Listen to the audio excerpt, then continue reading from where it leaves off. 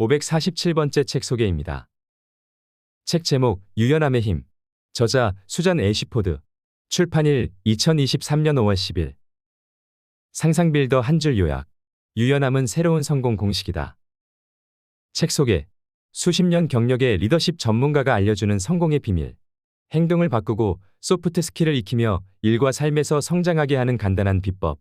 일상 속 작은 실험 유연함의 기술을 시도하라. 조직 내 인사이동 때문에 준비도 없이 갑자기 리더가 된다. 회의 중 인간미가 없어 보였다고 상사에게 지적받는다. 프로젝트에 성공하려면 지역 사회로부터 지지를 끌어내야 한다. 자녀 양육 시 예상치 못한 어려움에 봉착해 몹시 난감하다. 예상치 못한 장애물을 만났거나 성장을 위해 대인 기술을 개발하고 싶다면 더 이상 고민할 필요가 없다. 유연함의 기술을 적용하면 누구나 성장과 자기 개발의 주인이 될 수 있다. 애쉬포드가 안내하는 성장 여정의 첫 번째 단계는 유연성 강화 목표를 설정하는 것이다. 자신이 무엇을 배우고 어떻게 변하고 싶은지 스스로 결정하면 된다. 그 다음 실험 계획을 수립해 실천하고 그 실험에 관해 주변 사람들에게 피드백을 요청하라. 아울러 그 모든 과정에서 진행 상황을 관찰 추적하면서 필요에 따라 실험을 수정해도 된다. 유연함의 기술은 성장으로 가는 길을 알려주는 기본 얼개로 언제든 자신의 상황에 맞추어 수정해도 좋다. 이 기술의 백미는 자신의 경험을 통해 얻은 교훈을 미래에서 활용하는 데 있다. 유연함의 기술은 3과 1에서 성장 마인드셋을 유지하는 실질적인 방법론으로 구성된 종합도구 세트이자 최상의 자아를 실현하게 하는 지름길이다. 애쉬포드가 제공하는 실용적이고 따끈따끈한 성장 지침서는 이런 변화에 대한 더할 나위 없는 답이 되어준다. 개인이든 조직이든 역량을 극대화하고자 할 때 이 책이 든든한 길잡이가 되어줄 것이다. 끊임없는 성장만이 성공으로 향하는 지름길이다. 성공과 성취로 가득한 삶을 꿈꾸는 모든 이를 위한 안내서. 사람은 누구나 지금보다 더 나은 미래를 꿈꾼다. 개인적으로 꿈꾸는 목표를 실현하고 싶고, 일도 잘하고 싶고, 다른 사람에게 인정받고 싶은 마음은 누구나 가지고 있다. 하지만 오늘날 우리를 둘러싼 모든 상황은 빠르게 변하고 있으며 살아가다 보면 누구나 예상치 못한 어려움에 맞닥뜨리게 마련이다. 도저히 해결할 수 없을 것 같은 어려움을 마주했을 때 누군가는 어려움을 극복하고 그 경험을 바탕으로 한 단계 성장하는 반면 누군가는 어려움 앞에 좌절하고 주저앉는다. 전혀 준비되지 않은 상황에서 새로운 업무를 진행해야 할 때 생각하지 못했던 부분에서 문제가 발생했을 때 어떻게 하면 두려움을 극복하고 성공을 향해 나아갈 수 있을까? 이 책의 목표는 인생의 모든 경험에서 끊임없이 배우고 성장하는 방법을 알려주는 것이다. 개인적인 관점뿐만 아니라 비즈니스적인 관점에서도 마찬가지다. 저자는 누구나 지금보다 더 성장할 수 있고 더 효율적인 사람이 될 수 있다고 확신한다. 성장은 신중한 행동과 검토, 성공과 실패에 관한 성찰, 감정을 처리할 시간, 후속 행동 계획 수립과 같은 과정을 통해 진행되는데 이 모든 과정이 유연함의 기술이 된다. 유연함의 기술은 누구나 쉽게 활용할 수 있고 일상의 모든 경험에서 학습하고 성장할 수 있다는 점에서 특별하다. 각자의 상황에 맞는 방식으로 문제를 해결하기 위한 실험을 계획하고 실행하고 성찰을 통해 개선할 수 있다. 일생에 몇 번 없을 중요한 프로젝트나 특별한 경험이 필요하지도 않다. 일상생활에서 마주치는 모든 경험에서 변화를 시도할 수 있다. 그 과정이 어렵거나 고통스럽지도 않다. 작은 실험 하나하나가 어떤 결과로 이어지는지 따라가는 일은 즐거운 과정이 될 것이다. 끊임없는 변화와 경쟁 속에서 뒤처지지 않고 성공하고 싶다면, 어제보다 더 나은 내가 되고 싶다면 일상생활 속에서 유연함의 기술을 이용해 지속적인 학습과 성장을 체득하라. 난관을 회피하지 말고 실패에서도 끊임없이 배워야 한다. 또한 자신을 더 깊이 이해하고 취약점을 마주해 개선해야 한다. 이 과정을 반복하다 보면 아무런 준비 없이 새로운 상황에 내던져지더라도 모든 경험을 즐기면서 성장할 수 있을 것이다. 책에서 얻은 내용. 끊임없는 성장만이 성공으로 향하는 지름길이다. 성공과 성취로 가득한 삶을 꿈꾸는 모든 이를 위한 안내서. 학습 마인드셋으로 학습자의 자세를 유지하라. 유연성을 강화해 성과와 성장 두 마리 토끼를 잡아라. 일상 속 작은 실험으로 유연함의 기술을 시도하라. 피드백으로 학습 효과를 극대화하라. 감정을 학습의 지렛대로 사용하라. 환경에 휘둘리지 말고 환경을 이용하라. 함께 성장하는 사회를 만들어라. 유연성으로 조직의 경쟁력을 키워라. 왜 유연함의 기술이 필요한가? 한 상황을 가정해보자. 당신은 지난 20여 년간 성공적이고 널리 존경받는 조직을 이끌도록 누군가를 도왔다. 그런데 어느 날 갑자기 당신이 그 조직의 운전대를 통째로 넘겨받았다. 당신은 리더의 역할을 처음부터 다시 배워야 하는 처지가 되었다. 이제 어떻게 하겠는가? 맥이 베일리스가 딱 이런 상황에 직면했다. 설상가상 베일리스가 도전해야 하는 과제는 세 가지였고 모두 똑같이 위압적인 데다 나쁜 일은 몰려온다. 라는 속담처럼 일과 삶에서 한꺼번에 닥쳐왔다. 베일리스는 자신이 공동으로 창업한 회사의 수뇌부에서 벌어진 커다란 변화 때문에 첫 번째 도전을 맞이했다. B2B 기반의 유명 교육회사 징트레인의 공동경영 파트너였던 베일리스는 자신의 일을 사랑했다. 회사도 나날이 번창했다. 고객과 직원이 계속 늘어나고 매출과 수익도 동반 성장했다. 그런데 최고 경영자 중 한 사람인 베일리스에게는 희한한 버릇이 있었다. 자신이 관리해야 하는 직속 직원이 늘어나는 상황을 요리조리 피해온 것이다. 베일리스는 웃으며 말했다. 나는 직원을 채용할 때마다 공동경영 파트너인 스테스에게 말했어요. 직원은 얼마든지 뽑아도 좋아요. 단 당신 직속이어야 해요. 베일리스의 제안은 성공적이었다. 하지만 모든 일에는 끝이 있게 마련이고 베일리스의 정돈된 삶을 뒤흔드는 사건이 발생했다. 스테스가 갑자기 은퇴를 선언한 것이다. 스테스한테는 정말 좋은 일이었어요. 하지만 나한테도 좋은 일이었을까요? 갑자기 정신이 번쩍 들었죠. 이제 어쩌지? 모두 나한테 업무를 보고하게 됐잖아. 베일리스는 베테랑 경영자이자 뛰어난 조언가였다. 그는 이제껏 거래처의 리더들이 리더십 문제를 해결할 수 있도록 도움을 아끼지 않았다. 하지만 이제 상황이 달라졌다. 팀 전체가 베일리스만 바라보게 된 것이다.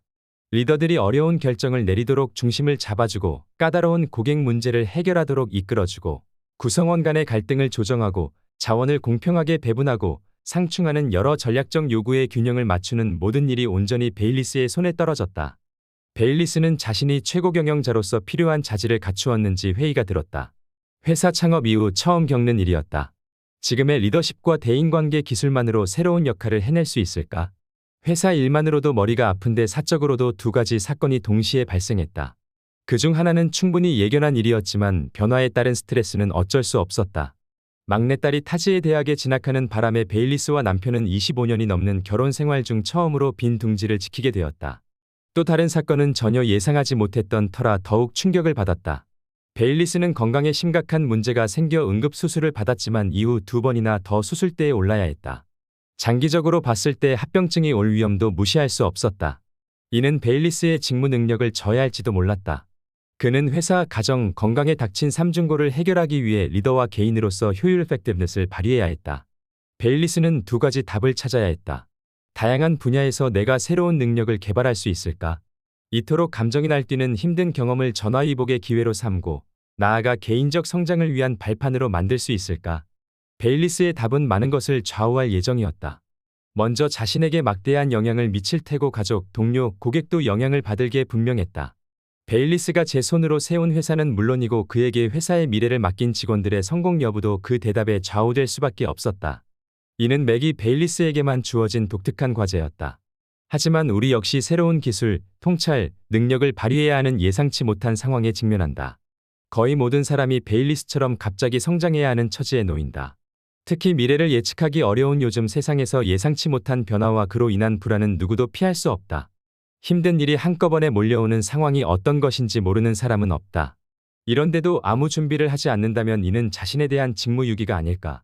이 책에서 제안하는 유연함의 기술을 이용하라. 장담하건대 당신은 자신조차 몰랐던 모습과 능력에 눈뜰 것이다. 그리고 힘든 시기를 헤쳐나갈 때 필요한 회복 탄력성도 키울 수 있다.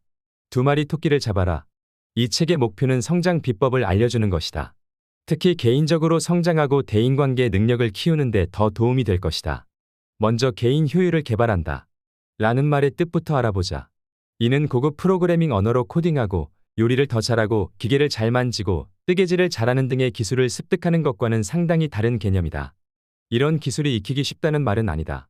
비교적 간단명료한 데다 이런 것을 알려주는 책도 많다. 다만 자기 개발, 경청 기술 향상, 리더십 개발 등은 이런 기술보다 익히기 어렵다. 이런 활동은 과학보다 예술에 가깝고 소프트 스킬을 배우려면 요령도 필요하다. 왜 그럴까? 개인이나 대인관계의 효율은 타인이 주관적으로 평가하기 때문이다. 이는 타인의 관점을 수용하고 공감해야 한다는 사실을 시사한다. 그뿐 아니라 그런 효율은 상황에 따라 크게 달라지고 내면과 외부 상황을 모두 민감하게 인식해야 한다. 다시 말해 당신 자신의 기분과 편견, 다른 사람의 요구와 가치관, 대인관계에 존재하는 힘의 역학, 조직 문화 등을 명민하게 이해해야 한다. 더욱이 개인 효율을 키우기 위한 거의 모든 노력은 리더가 되는 데도 도움이 된다. 개인 효율을 개발하기가 어려운 또 다른 이유는 용어 자체에서 알 수 있다. 이는 말 그대로 매우 개인적이기 때문이다. 새로운 무언가를 시도했다가 실패해 주변 사람에게서 부정적인 피드백을 받았다고 가정해보자. 상처받지 않고 부끄럽지 않고 화나지 않을 사람이 몇이나 될까? 이는 한 번으로 끝나는 일회성 경험도 아니다. 효율적인 사람이 되기 위해 우리는 평생 배워야 한다. 새로운 교훈은 끊임없이 나타난다. 그리고 익숙하지 않은 환경에서 예전의 교훈을 다시 상기하거나 새로운 방식으로 적용할 필요도 있다. 마지막으로 개인적 효율과 리더십 기술을 개발하는 데는 위험이 따른다. 경영자 코치 제리 콜로나가 경고하듯 성장은 고통을 준다. 그렇기에 성장을 선택하는 사람이 그토록 적은 것이다. 4. 성장하려면 의식적으로 안전지대에서 벗어나야 한다. 그것도 한 번으로 그쳐서는 안 된다. 욕구단 개설로 유명한 세계적인 심리학자 에이브러햄 매슬로의 말 맞다나 이를 반복해야 한다. 5. 안전지대에서 벗어나는 일은 두렵고 고통스러울지도 모르지만 성장하고 싶다면 안전지대에 머물러서는 안 된다. IBM International Business Machines Corporation CEO인 버지니아 로메티의 말을 새겨듣자. 성장과 편안함은 절대 공존할 수 없다. 끊임없이 위험을 감수할 의지가 있는 사람과 조직만이 현재는 물론 미래에도 성공할 수 있다. 부담이 큰 일에 도전하라. 모든 업무가 똑같이 중요하지는 않다. 어떤 업무는 위험과 보상 수준이 이례적일 만큼 클 뿐 아니라 조직 전체의 미래에 중대한 영향을 미칠지도 모른다. 또 어떤 업무는 가시성이 특히 커서 리더에게 감시에 눈길이 집중된다.